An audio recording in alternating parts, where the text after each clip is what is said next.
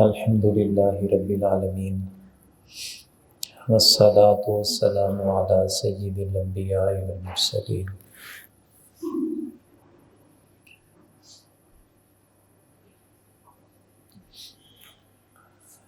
معزز سامعین، آج کا جو ہمارا درس ہے اس میں مسلمانوں کے ایک دوسرے پر جو ہمارے دین اسلام کی طرف سے حقوق اور فرائض پورے کرنا ضروری ہے،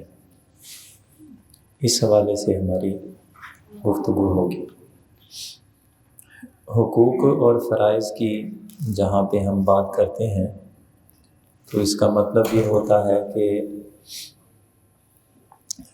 حقوق میں یا فرائض میں جتنے کام بتائے جاتے ہیں،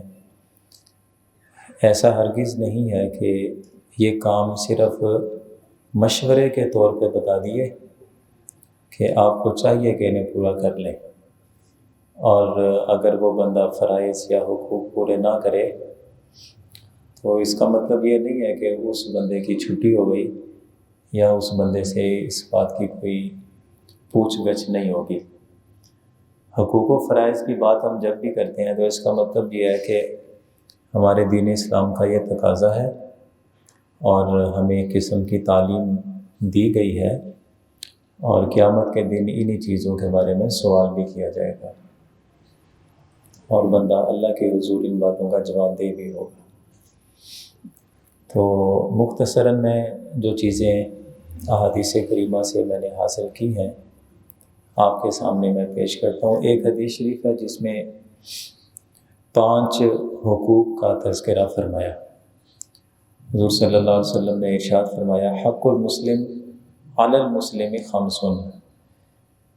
ایک مسلمان کے دوسرے مسلمان پہ 5 قسم کے حقوق ہوتے ہیں، اور میں یہ بات عرض کر چکا کہ جہاں پہ حقوق کی بات ہو جائے یا فرائض کی بات ہو جائے تو اس کا مطلب یہ ہے کہ یہ وہ تعلیمات ہیں جن کو آپ معمولی نہیں سمجھ سکتے۔ وہ 5 چیزیں کون سی حضور صلی اللہ علیہ وسلم نے ارشاد فرمائی؟ سنیے، ارشاد فرمایا رد السلام۔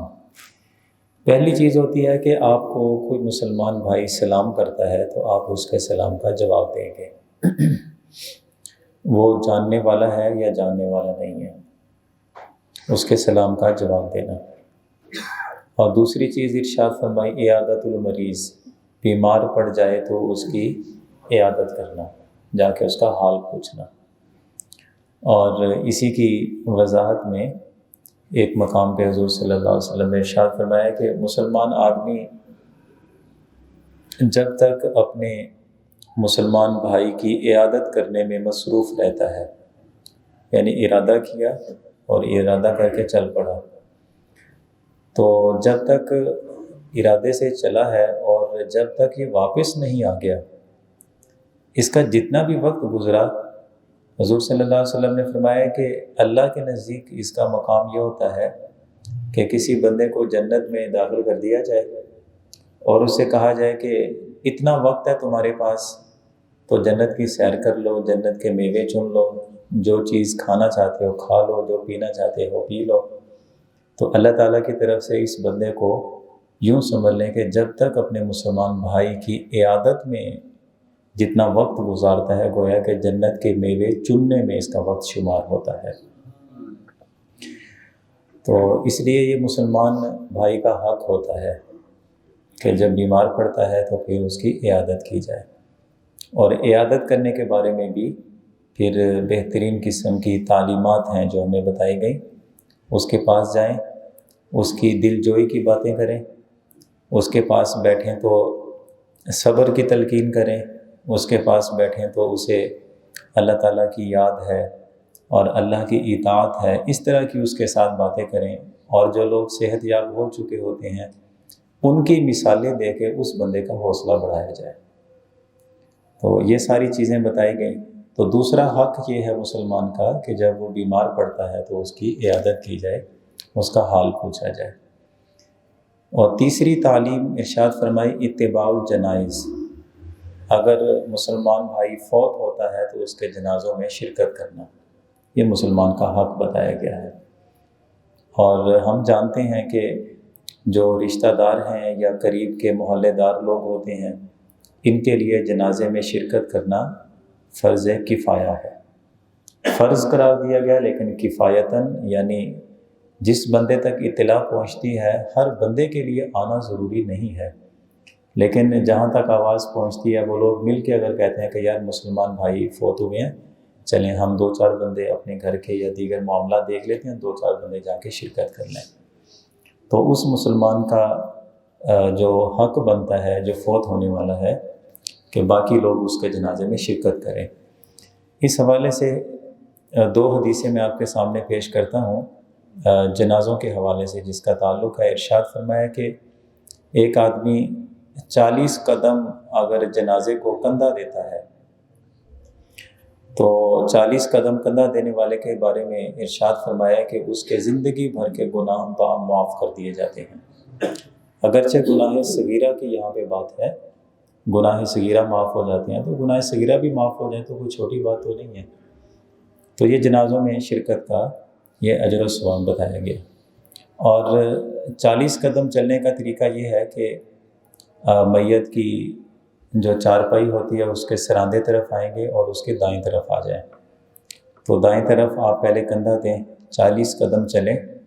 اور اس کے بعد آپ چھوڑ کر اسی دائیں سائڈ پہ آپ اس کے قدموں کی طرف آ جائیں، پھر جنازے کو آپ 10 قدم جنازے کو کندھا دیں، پھر یہ دائیں سائڈ مکمل ہو گئی، آپ اس کے بائیں طرف پھر اس کے سرہاندی کی طرف آ جائیں، یوں 10 قدم چلے، پھر اس کے پاؤں کی طرف آ جائیں تو یہ 10 قدم چلیں، تو یوں آپ اس کے جنازے کے ساتھ 40 قدم چلے، ہر پائے کو آپ نے 10-10 قدم سہارا دیا۔ یہ سنت طریقہ ہے، اس کے مطابق اگر کوئی بندہ 40 قدم چلتا ہے تو گناہوں کی بخشش کی بات اس کے لیے کی گئی ہے۔ اور دوسری حدیث شریف یہ ہے کہ جو آدمی کسی جنازے کے ساتھ چلے اور اس وقت تک جنازے کے ساتھ رہے یہاں تک کہ نماز جنازہ پڑھ لی جائے اور میت اٹھا لی جائے، تو اس وقت تک جو اس کے ساتھ چلتا ہے، ارشاد فرمایا کہ اس کے لیے 1 قیراط ثواب ہے، 1 قیراط۔ اور جو بندہ جنازے کے ساتھ بھی چلے اور نماز جنازہ بھی ادا کرے، پھر تدفین کے وقت تک اس کے ساتھ رہے تو اس کے لیے 2 قیراط ثواب ہیں۔ صحابہ کرام نے پوچھا حضور یہ 1 قیراط کیا ہوتا ہے؟ فرمایا کہ یہ احد پہاڑ کے برابر ہے۔ احد پہاڑی میں پہلے بھی آپ کے سامنے عرض کرتا رہتا ہوں کہ 4 کلومیٹر تقریباً چوڑائی بنتی ہے اور 9 کلومیٹر وہ لمبائی بنتی ہے، اتنا بڑا پہاڑ، اور یہ سارا پہاڑ سونے کا بنا کے ملتا ہے، اجر و ثواب سے بھرا ہوا ملتا ہے اس شخص کو کہ جو جنازے کے ساتھ شرکت کرے اور نماز جنازہ ادا کرے، اور جو بندہ تدفین کے وقت تک وہاں پہ موجود رہے تو پھر اسی کی مثل ایک اور اجر و ثواب کا بھرا ہوا پہاڑ اس بندے کو عطا فرمایا جاتا ہے۔ تو محلے داری بھی رہ گئی، رشتہ داری بھی رہ گئی، اجر و ثواب بھی حاصل ہو گیا، اور اس میں مسلمان کا جو حق ہے وہ بھی ادا ہو جاتا ہے۔ 3 چیزیں ہو گئیں۔ چوتھی چیز ارشاد فرمائی اجابت الدعوہ، کوئی بندہ آپ کو دعوت دیتا ہے، اپنے گھر بلاتا ہے، تو طرز حدیث کا یہی بتاتا ہے کہ یہ کھانے کی دعوت کی بات ہو رہی ہے، تو اس کی دعوت قبول کرنا یہ مسلمان کا حق ہے۔ آپ بھی دیکھیں نا، آج کون کسی کو یاد رکھتا ہے جی، لیکن اس گئے گزرے دور میں بھی اگر کوئی محبت سے اور چاہت کے ساتھ بلا لیتا ہے تو اس کی مہربانی ہے، اس کی دعوت قبول کرنی چاہیے۔ تو فقہا نے یہاں پر ایک تصریح بیان کی ہے کہ کوئی بندہ بھی آپ کو دعوت کے لیے اگر کوئی کارڈ بھیجتا ہے، پیغام بھیجتا ہے، تو اسے قبول کرنا چاہیے، مسلمان کا حق ہے، لیکن اگر آپ قبول نہیں کرتے، آپ اس وقت میں کوئی اور آپ کی مصروفیت ہے، اسے کہہ بھی سکتے ہیں کہ آپ ٹھیک ہے قبول کر لی، جب میرے پاس گنجائش ہوگی میں پھر کبھی چکر لگا لوں گا۔ لیکن اگر وہ ولیمے کی دعوت دیتا ہے تو ولیمے کی دعوت قبول کرنا واجب ہے، واجب، بغیر شرعی عذر کے اگر کوئی بندہ کسی کے ولیمے کی دعوت میں شرکت نہیں کرتا تو گناہ گار ہے۔ اللہ کے واجبات توڑنے والی بات ہے اس میں، اگر اس کو رد کر دیا جائے تو۔ عام دعوت آپ کے اختیار میں ہے، قبول کر لیں، قبول نہ کریں، لیکن اگر کرتے ہیں تو دین اسلام میں اس کی تعلیم پائی جاتی ہے۔ اور اتنی تاکید اس میں پائی جاتی ہے کہ اگر کسی بندے نے آپ کو دعوت پہ بلا لیا ہے، اتفاق سے آپ نے نفلی روزہ رکھا ہوگا، ہمارا دین اسلام یہ بھی تعلیم دیتا ہے کہ اس بندے کی دلجوئی کے لیے اگر آپ روزہ توڑ دیتے ہیں تو شرعی طور پہ گناہ گار نہیں ہیں، کسی اور دن میں آپ روزہ رکھ کے وہ قضا کر لیں۔ لیکن اگر دعوت ولیمہ اس نے اگر آپ کو پہلے سے دے رکھی ہے تو اب اس بندے کو جناب تھوڑی سی صوفیت چڑھ گئی ہے، کہتا ہے نہیں جی میں تو روزہ رکھنا ہے اس دن میں تو روزہ ہی رکھوں گا۔ کیا ہے کہ وہ ولیمے کے لیے دعوت دی جاتی ہے، اسے قبول کرنا واجبات میں شمار کیا گیا ہے، بلا وجہ آپ اسے ترک نہیں کرتے، چھوڑ نہیں سکتے اس کو۔ اور یہ 4 حقوقوں کے 5واں حق یہ بتایا کہ تشمیت العاطس، اگر مسلمان بھائی آپ کے پاس بیٹھا ہوا ہے، اسے چھینک آئی ہے اور اس نے الحمدللہ پڑھی ہے تو آپ اس کی چھینک کا جواب دیں گے، یا رحمک اللہ، ٹھیک ہے، یہ مسلمان کا حق ہے۔ تو یہ 5 حقوق ایک ہی حدیث میں بیان کیے گئے: سلام کا جواب دینا، مریض کی عیادت کرنا، جنازے میں شرکت کرنا، اور جس نے دعوت دی ہے اس کی دعوت قبول کرنا، اور جو چھینک جسے آتی ہے اور وہ الحمدللہ کہے تو الحمدللہ کے جواب میں یرحمک اللہ کہنا۔ یہ مسلمان کے حقوق ہیں آپس کے۔ اچھا، ایک اور حدیث شریف ہے حضرت ابو ہریرہ کی رضی اللہ تعالیٰ عنہ، اس میں یہی 5 چیزیں ہیں، ایک تعلیم کا اضافہ ہے۔ اس میں فرمایا کہ ہر مسلمان پہ دوسرے مسلمان پہ 6 حقوق ہوتے ہیں، 5 یہی والے ہو گئے، لفظوں کا صرف فرق ہے، 5 یہی والے۔ چھٹا حق ہے اذا استنصحک فانصح لہ، یعنی تیرا مسلمان بھائی تجھ سے کوئی نصیحت مانگتا ہے تو تو اسے نصیحت کرے، یہ اس کا حق ہے۔ یعنی عقیدے کی کوئی بات اس نے پوچھ لی ہے، آپ کو نہیں معلوم، تو اسے یہ نہ کہیں کہ یار پائن ملتے نہیں پتہ، آپ اسے یہ کہیں کہ ٹھیک ہے آپ انتظار کریں، میں اس کی تعلیم جاننے والے کسی عالم سے یا مفتی سے میں پوچھ لوں گا، تو مناسب وقت میں اس کو اس کا جواب دے دوں گا۔ تو اس کی ضرورت یوں ہی محسوس کریں جیسے آپ کی اپنی ضرورت بنی ہوئی ہے۔ اپنے عقیدے کا مسئلہ بنے تو بندہ کہتا ہے کہ پہلی فرصت میں مسئلہ پوچھ لوں تاکہ میرا عقیدہ سلامت رہے۔ اسی طرح اگر کوئی مسلمان بھائی آپ سے کوئی عقیدے کی بات پوچھتا ہے تو فوراً آپ اس کے لیے انتظام کریں گے۔ یا نصیحت کی کوئی بات پوچھ لیتا ہے کہ یار مجھے مشورہ دیں، آیا یہ کام میرے لیے اچھا ہے یا میرے لیے نقصان دہ ہے، تو آپ اپنے تجربے کی بنیاد پہ یا کسی اور سیانے بندے سے پوچھ کے اس کی رہنمائی کریں گے۔ ایسے رشتے کا معاملہ ہو سکتا ہے، ایسی زندگی میں اور بہت سارے معاملات بھی ہو سکتے ہیں۔ تو من جملہ تعلیم یہ ہے کہ جب تیرا مسلمان بھائی تجھ سے نصیحت طلب کرتا ہے تو اس کو نصیحت کرو، یہ اس کا حق ہے۔ اور حضرت براء ابن عازب کی حدیث میں ایک بات یہ اضافی ملتی ہے کہ تمہارا کوئی مسلمان بھائی مظلوم اگر تمہیں دکھائی دیتا ہے تو تم عمل دخل کر کے اس کی مدد کر سکتے ہو، اسے ظلم سے نجات دلا سکتے ہو، تو اب اس مسلمان بھائی کا حق ہے کہ اسے ظلم سے نجات دلا دو۔ یہ انسانی حقوق ہیں سارے۔ اگر ہم دیکھتے ہیں کتنی اہمیت ہے اس کی، حضرت ابو ہریرہ کی حدیث ہے قیامت کے دن ایک آدمی اللہ کی بارگاہ میں پیش کیا جائے گا، اللہ تعالیٰ اس سے پوچھے گا اور فرمائے گا کہ اے ابن آدم، تمہیں اتنا بھی احساس نہیں ہوا کہ میں تیرے سامنے بیمار پڑا ہوا تھا، تو نے آ کے میرا حال نہیں پوچھا؟ اب وہ آدمی کہے گا باری تعالیٰ تو جسم سے پاک ہے، بیماریوں سے پاک ہے، تو رب العالمین ہے، تو کیسے بیمار ہو سکتا ہے؟ تو اللہ تعالیٰ ارشاد فرمائے گا کہ کیا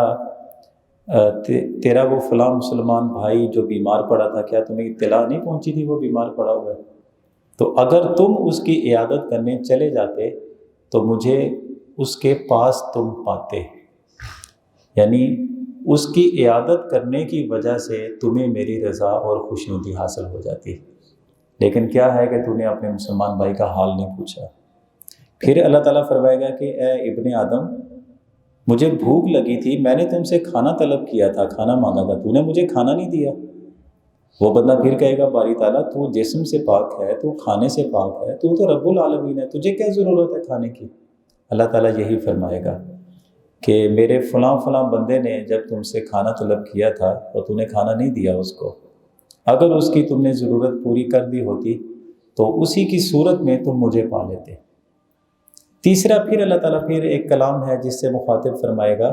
کہ میں نے تجھ سے پانی مانگا تھا، تو نے مجھے پانی نہیں دیا، ایک روایت جس میں یہ ہے کہ میں نے تم سے لباس مانگا تھا، تو نے مجھے لباس نہیں دیا، پھر بندہ یہ کہے گا باری تعالیٰ تو ان ساری چیزوں سے پاک ہے۔ اللہ تعالیٰ اپنے بندے کی طرف اشارہ فرمائے گا کہ میرا وہ فلاں بندہ جس نے تجھ سے پانی مانگا تھا، یہ فلاں بندہ جس نے تجھ سے لباس طلب کیا تھا، اور تم سے ہو سکتا تھا اس کو لباس دینے کی قدرت رکھتے تھے، پانی پلانے کی قدرت بھی رکھتے تھے، لیکن تو نے اس کی امداد نہیں کی۔ تو یہ ساری چیزیں ہمیں اس بات کا احساس دلاتی ہیں کہ انسانوں کے یا انسانوں کے ساتھ جو حقوق جڑے ہوئے ہیں انہیں پورا کرنا ہماری اولین ذمہ داری بنتی ہے۔ اور آخری حدیث میں آج کے درس میں آپ کے سامنے پیش کرتا ہوں، ایک جامع قسم کی تعلیم ارشاد فرمائی ہے۔ ارشاد فرمایا کہ لا یؤمن احدکم حتی یحب لاخیہ ما یحب لنفسہ، تم میں سے کوئی شخص بھی اس وقت تک مکمل ایمان والا نہیں ہو سکتا جب تک کہ اپنے مسلمان بھائی کے لیے وہی چیزیں پسند نہ کرے کہ جو وہ اپنے لیے پسند کرتا ہے۔ آپ دیکھیں نا، یہی سارے حقوق دیکھیں، انسان کا دل نہیں چاہے گا کہ میں گزروں تو وہ فلاں بندہ مجھے سلام کرے، یار بندہ اچھا لگتا ہے۔ بندے کا اپنا دل نہیں چاہتا کہ میں اگر بیمار پڑوں تو یار میرے نمازی بھائی ہیں، میرے محلے دار ہیں، رشتہ دار ہیں، میرا حال وال پوچھا کریں آ کے۔ اسی طرح کے باقی جتنے بھی معاملات ہیں جو میں نے چیزیں گنوائی ہیں، تو بندہ جب اپنے لیے ساری چیزیں یہ پسند کرتا ہے، حضور نے فرمایا کہ ایمان کی تکمیل اس میں ہے کہ یہی چیزیں اپنے مسلمان بھائی کے لیے بھی پسند کرو۔ اپنے لیے سلام کہلوانا پسند کرتے ہو تو خود بھی سلام کیا کرو، اپنے لیے اگر تم ہمدردی چاہتے ہو تو دوسروں کی ہمدردی بھی کیا کرو، اپنے لیے چاہتے ہو کہ تمہارے ساتھ کوئی جھوٹ نہ بولے، کوئی خیانت نہ کرے، کوئی بددیانتی نہ کرے، کوئی دھوکہ نہ دے، چوری نہ کرے، دوسروں کے بارے میں بھی یہی جذبات رکھا کرو۔ اپنی عزت کے بارے میں اگر سمجھتے ہو کہ کوئی بندہ گندی نگاہ سے نہ دیکھے ہماری عزت کی طرف، تو تم بھی ایسے کیا کرو۔ اپنے مسلمان بھائی کے لیے ایک ہی معیار رکھو،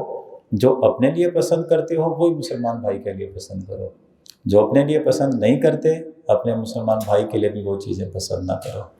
جب ہمارا معیار زندگی پسند اور ناپسند کا یہ بن جائے گا، اس کے بعد دیکھیں گے بڑا سکون آ جائے گا زندگی میں، اور ہر انسان کو اس کے حقوق اپنے گھر بیٹھے تک ملیں گے۔ لیکن کیا ہے کہ ہم نے جب سے حضور سید عالم صلی اللہ علیہ وسلم کی ان تعلیمات کو فراموش کر دیا ہے، رشتہ داریاں بھی گئی گزری، دوستیاں بھی مطلبی رہ گئی ہیں، محلے داریاں بھی صرف اپنے ذاتی مفادات تک رہ گئی ہیں۔ لیکن اگر ہم آ جائیں انہی اصولوں پہ، اگر ہم آ جاتے ہیں انہی رشتہ داریوں کے وہ تقاضے جو ہمارے نبی کریم صلی اللہ علیہ وسلم نے بتائے ہیں، رشتوں میں بھی حسن آ جائے گا، دوستیوں میں بھی نکھار آ جائے گا، اور ہمارے جتنے بھی گرد و نواح کے لوگ ہیں سب کے اندر ایک امن کی کیفیت پیدا ہو جائے گی۔ تو جو باتیں اس حوالے سے ہم سیکھتے رہتے ہیں، سمجھتے ہیں، اللہ تعالیٰ کی بارگاہ میں دعا ہے اللہ تعالیٰ ہمیں عمل پیرا ہونے کی توفیق عطا فرمائے۔